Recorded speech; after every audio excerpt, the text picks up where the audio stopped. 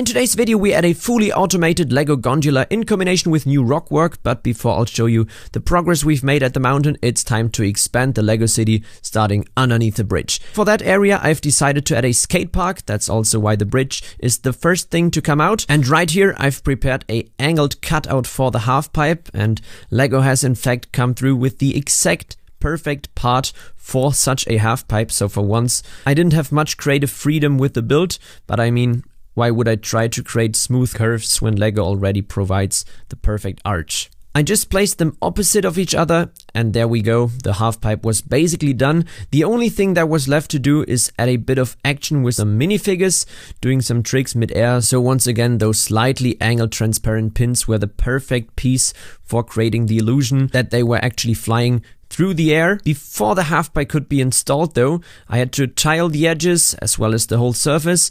Although I kept things simple, once again on such a large surface area, anything too complicated would take way too much time. And once the tiling was done, I slotted the half pipe right into place. On the left side, however, I now had a bit of a problem.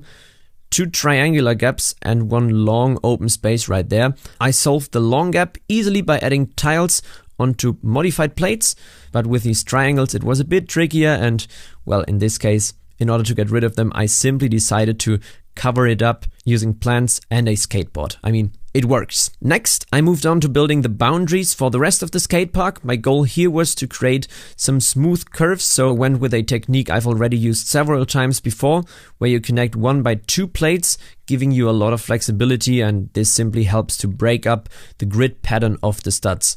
On the left side, the skate park ends with a few more rails. I added because, I mean, no skate park is complete without them.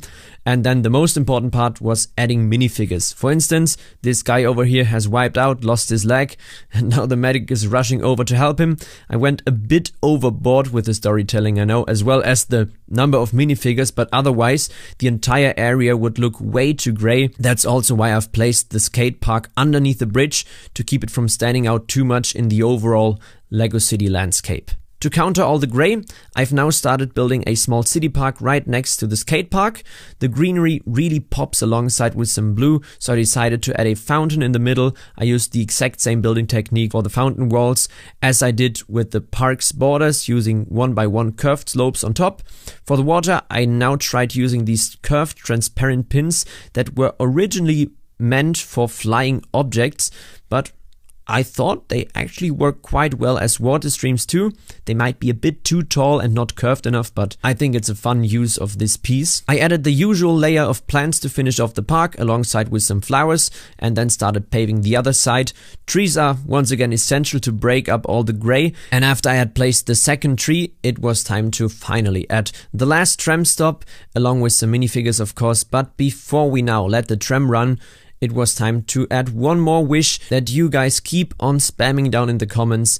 I should add a supermarket, and that's what we're going to do right now. First of all, with this freezer section in the right hand corner of the supermarket, right next to it I added some normal shelves, and inside the shelves I added every single printed tile, brick, whatever that I had in my collection that made somewhat sense to be sold inside the supermarket. You can see it right there, chocolate, drinks, cupcakes, you name it, along with some customers, and of course a checkout register right there. When it came to the roof, I now decided, since we have such a packed interior, it would somewhat be sad if you couldn't see it from outside, and therefore I decided to add a glass roof right in the center.